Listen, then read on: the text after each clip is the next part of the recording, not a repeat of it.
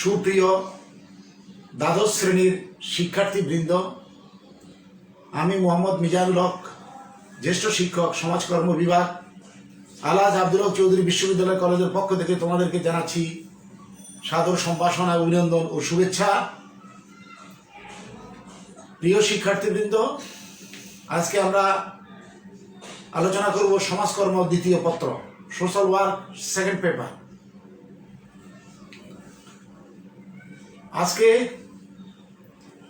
আমরা যে বিষয় নিয়ে আলোচনা করব সেটি হচ্ছে স্বেচ্ছাসেবী প্রতিষ্ঠান বা স্বেচ্ছাসেবী সমাজ কল্যাণ সংস্থা, ইংরেজিতে বলা হয় non government organisation, NGO, non government organisation বা এনজিও। এনজিওটা আসলে কি? এনজিওটা হচ্ছে জনগণের আর্থসামাজিক উন্নয়নের লক্ষ্যে বিদেশি সাহায্য পুষ্ট অর্থাৎ স্বেচ্ছাসেবী অনুদানের মাধ্যমে মানুষের স্বাস্থ্যসেবা ও সমাজসেবামূলক কার্যাবলী পরিচালনা করাই হচ্ছে স্বেচ্ছাসেবী প্রতিষ্ঠান বা স্বেচ্ছাসেবী সমাজ কল্যাণ সংস্থা, ইংরেজিতে বলা হয় নন গভর্নমেন্ট অর্গানাইজেশন বা এনজিও। বাংলাদেশে এরূপ অনেক এনজিও আছে। এনজিওগুলো সংখ্যা অনেক বাংলাদেশে। এই এনজিও 1947 সালের আগে ব্রিটিশ শাসনের সময় ছিল, স্বল্প পরিসরে ছিল। তারপরে 47 সালের পাকিস্তান আমলেও এনজিও ছিল স্বল্প পরিসরে। বাংলাদেশ স্বাধীন হওয়ার পর তখনও এনজিওর সংখ্যা আস্তে আস্তে বাড়তে থাকে। বিশেষ করে 80 দশকে, 1980 দশকের পর থেকে এনজিওর সংখ্যা বাড়তে থাকে। এই এনজিও দিকে যদি আমরা শ্রেণী বিভাগ করি, classification of NGO, NGOs in Bangladesh, বাংলাদেশে এনজিওগুলোর শ্রেণী বিভাগ। 1 নম্বর হচ্ছে সাধারণ স্বেচ্ছাসেবী সংস্থা। সাধারণ স্বেচ্ছাসেবী সংস্থা অর্থাৎ যে সমস্ত এনজিওগুলো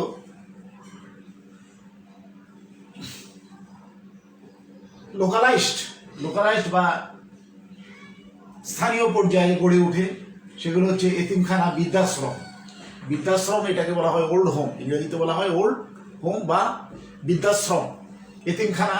এতিমখানা কিছু আছে সরকারি এতিমখানা, কিছু আছে বেসরকারি এতিমখানা, কিছু আছে আন্তর্জাতিক সাহায্যে পরিচালিত এতিমখানা, যেমন SOS শিশু পল্লী, এটি হচ্ছে আন্তর্জাতিক সাহায্যে পরিচালিত একটি এতিমখানা, SOS শিশু পল্লী। যেমন এতিমখানা আছে প্রাইভেট, অনেক প্রাইভেট আছে, যেমন মানবতাসী ভদ্রলোক বা কোনো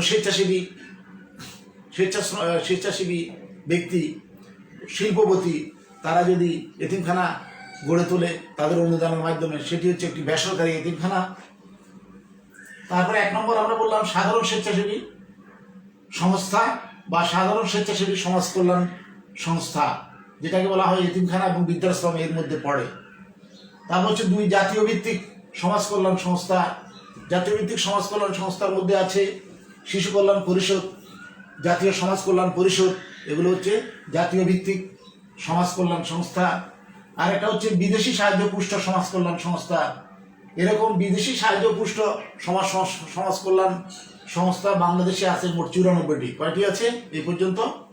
বিদেশি সাহায্য পুষ্ট সমাজ কল্যাণ সংস্থা আছে 94টি। 4 নম্বর হচ্ছে আন্তর্জাতিক বিদেশি সংস্থা, যেমন world vision, care, red cross, এগুলো হচ্ছে আন্তর্জাতিক বিদেশি সংস্থা। প্রিয় শিক্ষার্থীবৃন্দ, লক্ষ্য করো আমরা কয়টা শ্রেণী বিভাগ পেলাম? এনজিওস ইন বাংলাদেশ, বাংলাদেশের এনজিও। 1 নম্বর পেলাম সাধারণ স্বেচ্ছাসেবী সমাজ কল্যাণ সংস্থা, যেটা এতিমখানা, বৃদ্ধাশ্রম এর মধ্যে পড়ে। 2 নম্বর জাতীয় ভিত্তিক সমাজ কল্যাণ সংস্থা, যেমন আছে শিশু কল্যাণ পরিষদ, জাতীয় সমাজ কল্যাণ পরিষদ, এগুলো। 3 নম্বর হচ্ছে বিদেশি সাহায্য পুষ্ট সমাজ কল্যাণ সংস্থা, এইরূপ সমাজ কল্যাণ সংস্থা আছে 94টি। 4 নম্বর আন্তর্জাতিক বিদেশি সংস্থা, এগুলো আছে, এগুলা মধ্যে পড়ে world vision, care, red cross, এগুলো আন্তর্জাতিক বিদেশি সংস্থা। তো এগুলো ছাড়াও আরেক প্রকৃতি অনুসারে, এগুলোকে আবার প্রকৃতি ও গঠন অনুসারে এগুলাকে আবার ভিন্ন আঙ্গিকে 4টি ভাগে ভাগ করা হয়। সেটি হচ্ছে 1 নম্বর স্থানীয় স্বেচ্ছাসেবী প্রতিষ্ঠান। 1 নম্বর কি প্রিয় শিক্ষার্থীবৃন্দ? 1 নম্বর হচ্ছে স্থানীয় স্বেচ্ছাসেবী প্রতিষ্ঠান। 2 নম্বর জাতীয় স্বেচ্ছাসেবী প্রতিষ্ঠান, 3 নম্বর আঞ্চলিক স্বেচ্ছাসেবী প্রতিষ্ঠান, 4 নম্বর আন্তর্জাতিক স্বেচ্ছাসেবী প্রতিষ্ঠান। তো এগুলো আলোচনা করার আগে আমি বলি যে অনেকগুলো এনজিও কথা আমরা বললাম, তাহলে আমরা জানি যে বাংলাদেশে অনেকগুলো এনজিও কাজ করতেছে। তার মধ্যে ব্র্যাক, গ্রামীণ bank, world vision, care, red cross society, red crescent society, তারপর প্রশিকা, আশা, এরকম অনেক এনজিও বাংলাদেশে তাদের কার্যক্রম বিস্তার লাভ করেছে, তাদের কার্যক্রম চালাচ্ছে। এই এনজিওগুলো কিছু স্থানীয় ভিত্তিতে গড়ে উঠেছে, কিছু জাতীয় ভিত্তিতে তাদের প্রোগ্রাম জাতীয় এনজিও হিসেবে বাংলাদেশের বিভিন্ন জেলায় এদের শাখা প্রশাখা বিস্তৃতি লাভ করেছে। কিছু বিদেশি সাহায্যের মাধ্যমে এদেশে কিছু বিদেশি আন্তর্জাতিক এনজিও কাজ করছে বাংলাদেশে। তো এখানে আমরা বিভিন্ন এনজিওর মধ্যে আজকে যে এনজিওটা নিয়ে আলোচনা করব সেই এনজিওর নাম হচ্ছে ব্র্যাক। কি এনজিওটার নাম হচ্ছে ব্র্যাক। তো এই ব্র্যাক গঠনের পূর্বে এর একটু পটভূমি আমরা তুলে ধরার চেষ্টা করব। 1970 সালে বাংলাদেশে প্রলয়ঙ্করী ঘূর্ণিঝড় ও জলোচ্ছ্বাসের করাল গ্রাসে আক্রান্ত হয় এবং জলোচ্ছ্বাস ও ঘূর্ণিঝড়ের কারণে অনেক লোকের ক্ষয়ক্ষতি হয়, অনেক লোক মারা যায়, অনেক লোকের ক্ষয়ক্ষতি হয়। ফজলে হাসান আবেদ, বিশিষ্ট চার্টার্ড অ্যাকাউন্ট্যান্ট ও সমাজসেবক ও চার্টার্ড অ্যাকাউন্ট্যান্ট ফজলে হাসান আবেদ, তিনি ত্রাণ কার্য পরিচালনার সাথে জড়িত ছিলেন এবং 1970 সালে প্রলয়ঙ্করী ঘূর্ণিঝড় ও জলোচ্ছ্বাসে বাংলাদেশে যে ব্যাপক ক্ষয়ক্ষতি হয় এটি তিনি উপলব্ধি করতে সক্ষম হন। ফজলে হাসান আবেদ তিনি পরবর্তীতে 1971 সালে যুদ্ধের কারণে ভারতে আশ্রয় গ্রহণকারী 1 কোটি শরণার্থী এবং তাদের যে দুঃখ দুর্দশা ফজলে হাসান আবেদকে মর্মাহত করেন। তিনি মর্মাহত হয়ে পরবর্তীতে তিনি 1971 সালে একটি সংস্থা গড়ে তোলেন। সেই সংস্থার নাম হচ্ছে সেভ বাংলাদেশ, বাংলাদেশ বাঁচাও, সেভ বাংলাদেশ, বাংলাদেশ বাঁচাও। পরবর্তীতে দেখা গেল যে এটি আত্মনির্ভরশীল করে তুলছে, মানুষদেরকে নির্ভরশীল করে তুলছে, আত্মনির্ভরশীল না করে নির্ভরশীল করে তুলছে। ফলে 1972 সালে সিলেটের শাল্লা গ্রামে, প্রিয় শিক্ষার্থীবৃন্দ একটু লক্ষ্য করো যে 1972 সালে সিলেটের শাল্লা গ্রামে তিনি বাংলাদেশ পুনর্বাসন সহায়তা কমিটি নামে একটি কমিটি গঠন করেন। বাংলাদেশ পুনর্বাসন সহায়তা কমিটি নামে একটি কমিটি গঠন করেন। এই কমিটির মাধ্যমে তিনি পল্লী অঞ্চলের লোকদের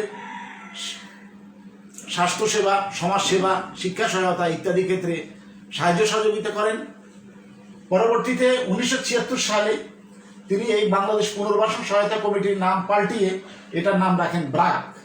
ব্র্যাকের বাংলা ইংরেজি হচ্ছে বাংলাদেশ রুরাল অ্যাডভান্সমেন্ট কমিটি।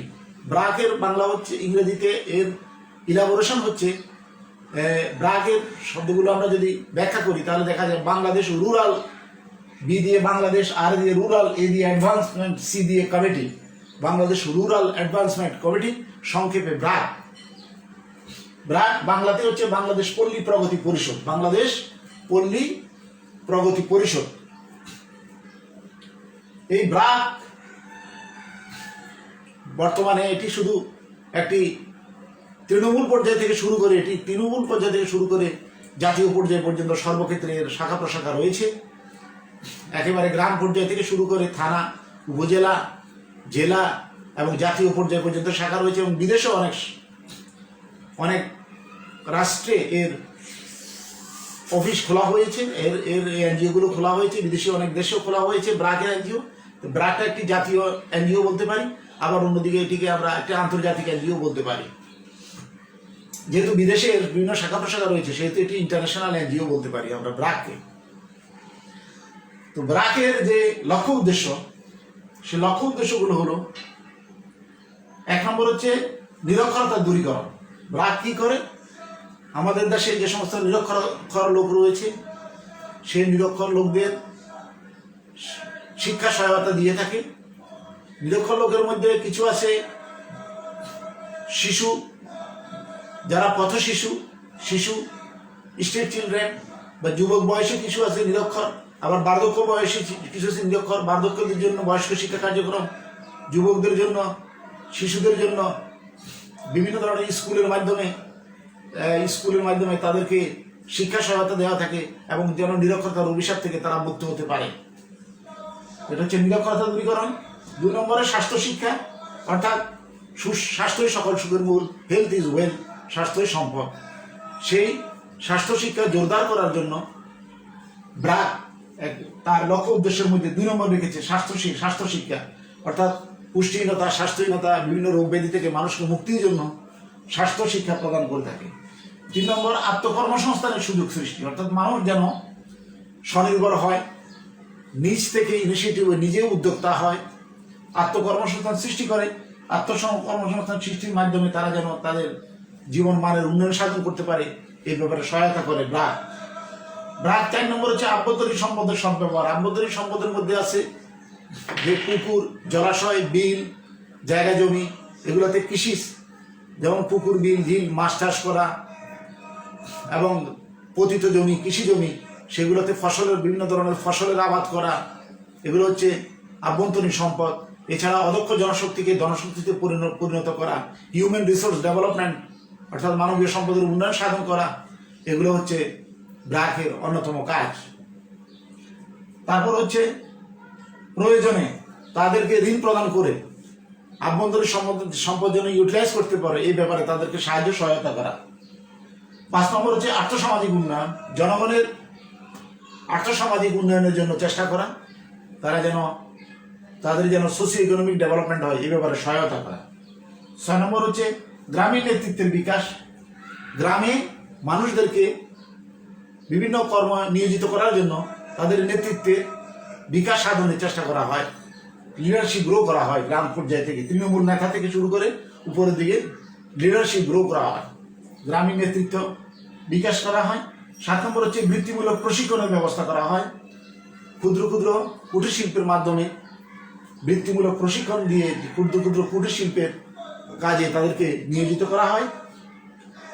তারপর হচ্ছে গবেষণামূলক কাজ, অর্থাৎ ব্র্যাক যে সমস্ত কর্মসূচিগুলো গ্রহণ করেছে, সেই কর্মসূচিগুলোর সফলতা, ব্যর্থতা, কার্যকারিতা, সুপারিশ ইত্যাদির মাধ্যমে তাদের এই কর্মসূচিগুলোর ব্র্যাকের কর্মসূচিগুলোর কার্যকারিতা, সফলতা, ব্যর্থতা মূল্যায়ন করে দেখা হয় এবং গবেষণা করে দেখা হয় যে কতটুকু সার্থক হয়েছে ব্র্যাকের কর্মসূচি, কতটুকু ব্যর্থ হয়েছে, ব্যর্থ হলে কী কারণে ব্যর্থ হয়েছে, এই ব্যাপারে সুপারিশ প্রদান করা হয়।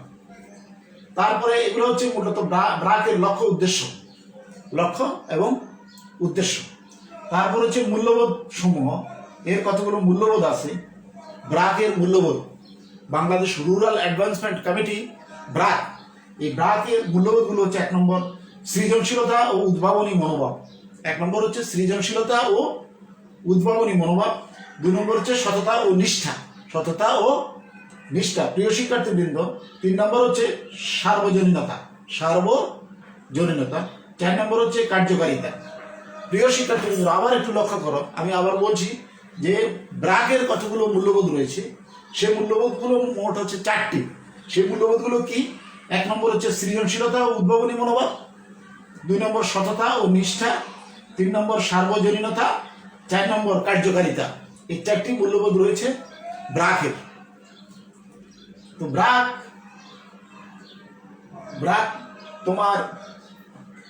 ব্র্যাকের এই মূল্যবোধ এবং লক্ষ্য উদ্দেশ্যের উপর ভিত্তি করে এর কতগুলো কর্মসূচি রয়েছে। ব্র্যাকের কতগুলো কর্মসূচি রয়েছে। কর্মসূচিগুলো কি? ব্র্যাকের কার্যক্রম বা কর্মসূচি হচ্ছে 1 নম্বর অতি দরিদ্র কর্মসূচি। 1 নম্বর হচ্ছে অতি দরিদ্র কর্মসূচি, অর্থাৎ ভূমিহীন কৃষক, প্রান্তিক কৃষক, অতি দরিদ্র, যারা রিক্সা চালায়, ঠেলাগাড়ি চালায়, বস্তিতে বসবাস করে, মানুষের বাসায় কাজ করে, এই ধরনের অতি দরিদ্র শ্রেণীর লোক, তাদের উন্নয়নের জন্য তাদেরকে ঋণ প্রদান করে, তাদেরকে আত্মকর্মসংস্থানে প্রশিক্ষণ দিয়ে তাদেরকে ঋণ প্রদান করে বিভিন্ন আয় উপার্জনমুখী প্রকল্পে তাদেরকে নিয়োজিত করা হয়, যেন তারা স্বনির্ভর হতে পারে, আত্মনির্ভরশীল হতে পারে এবং দেশের উন্নয়নে গুরুত্বপূর্ণ অবদান রাখতে পারে। সেক্ষেত্রে ব্র্যাকের 1 নম্বর কার্যক্রম হচ্ছে অতি দরিদ্র কর্মসূচি। 2 নম্বর হচ্ছে ওয়াটার স্যানিটেশন অ্যান্ড হাইজিন।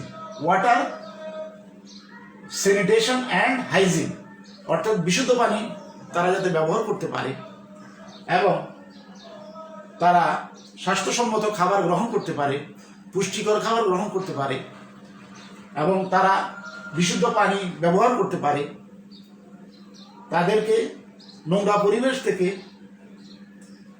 নোংরা পরিবেশের পরিবর্তে তাদেরকে স্বচ্ছ এবং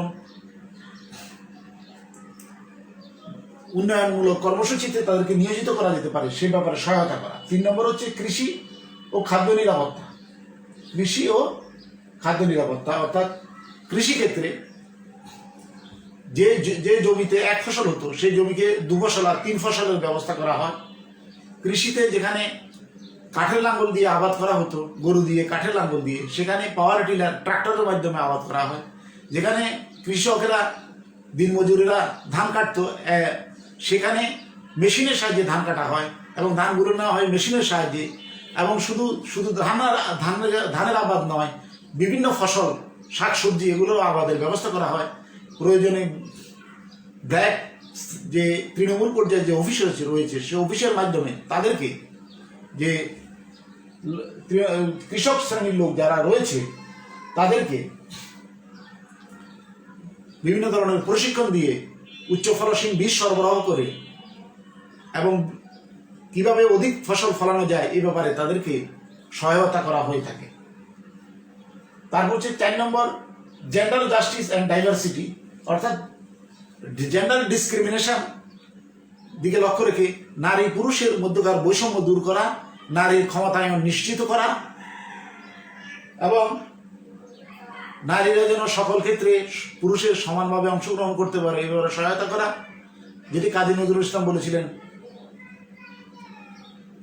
পৃথিবীতে মহান সৃষ্টি চিরকল্যাণকর, অর্ধেক তার করিয়াছে নারী, অর্ধেক তার নর। অর্থাৎ নারীর সম অধিকারের কথা এখানে বলা হয়েছে। এবং জেন্ডার জাস্টিস ও ডাইভার্সিটি প্রোগ্রাম নিয়েছে ব্র্যাক এবং এই জেন্ডার জাস্টিস এবং ডাইভার্সিটি প্রোগ্রামের মাধ্যমে নারীর ক্ষমতায়ন, নারীর উন্নয়ন, নারী পুরুষের সম অধিকার প্রতিষ্ঠার চেষ্টা করা হয়।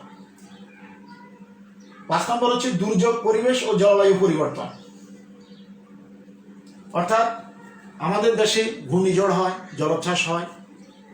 এই ঘূর্ণিঝড় প্রাকৃতিক দুর্যোগের সময় তারা যেন কিভাবে প্রাকৃতিক দুর্যোগ থেকে আগাম সতর্ক হিসেবে উদ্ধার পেতে পারে, দুর্যোগ চলাকালীন সময় তাদেরকে সেভ করার চেষ্টা করা হয় এবং দুর্যোগ পরবর্তী সময় তারা যেন তাদের স্বগৃহে প্রত্যাবর্তন করতে পারে এবং বন্যা দুর্গত এলাকায় যেখানে বিশুদ্ধ পানির অভাব সেখানে বিশুদ্ধ পানির ব্যবহার করা এবং বন্যা পরবর্তী সময় বিভিন্ন ধরনের রোগ ব্যাধি হয়, কলেরা, ডায়রিয়া, আমাশয় বা অন্যান্য সংক্রামক রোগ, এই থেকে তাদেরকে রক্ষা করার চেষ্টা করা হয় এবং প্রয়োজনে তাদেরকে সহায়তা করা হয়।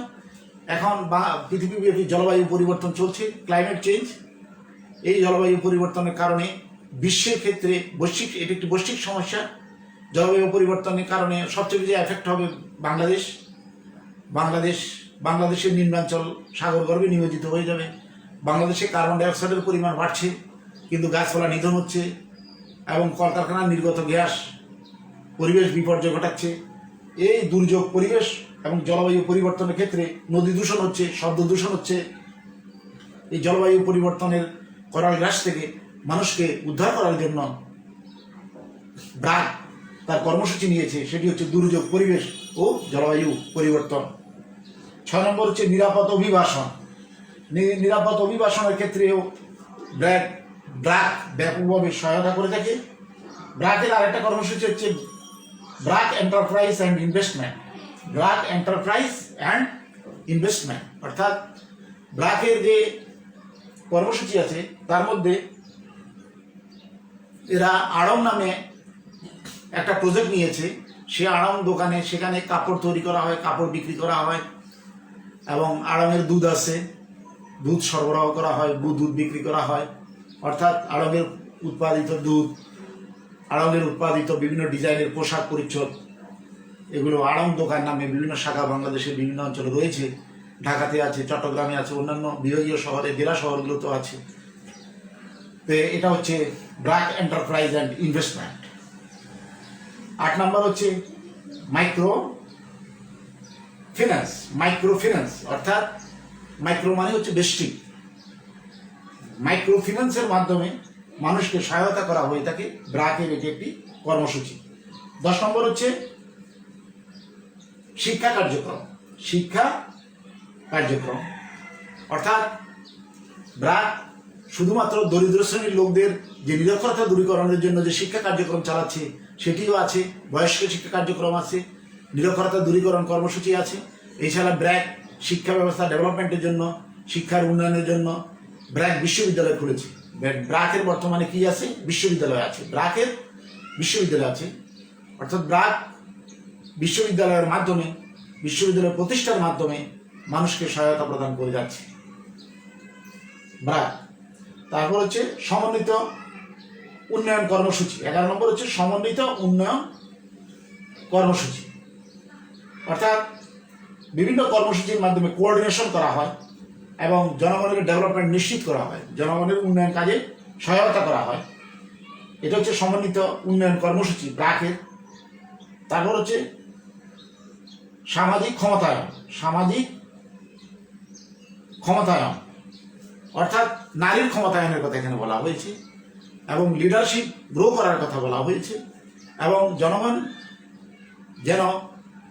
যেন বিভিন্ন ক্ষেত্রে নেতৃত্ব দিতে পারে, দেশ গঠনে বিশেষ ভূমিকা রাখতে পারে, এই ব্যাপারে তাদেরকে ক্ষমতায়ন নিশ্চিত করা হয়। সামাজিক ক্ষমতায়ন। 13 নম্বর হচ্ছে স্বাস্থ্য, পুষ্টি ও জনসংখ্যা, অর্থাৎ তাদেরকে স্বাস্থ্য সম্পর্কে সচেতন করে তোলা, স্বাস্থ্য ক্ষেত্রে বিভিন্ন ধরনের যে সমস্যা আছে এগুলো দূর করার চেষ্টা করা, বিভিন্ন সংক্রামক ব্যাধি থেকে তাদেরকে উদ্ধার করা, বিশুদ্ধ পানি ব্যবহার করা এবং স্বাস্থ্য সচেতনতা নিশ্চিত করা, তাদের স্বাস্থ্যহীনতা দূর করা, বিভিন্ন রোগ থেকে উদ্ধার করা এবং পুষ্টি ও জনসংখ্যা কার্যক্রম জোরদার করা। জনসংখ্যা কার্যক্রমের মধ্যে রয়েছে পরিবার পরিকল্পনা কর্মসূচি জোরদার করা। পরিবার পরিকল্পনা কর্মসূচি বাস্তবায়ন করছে ব্র্যাক।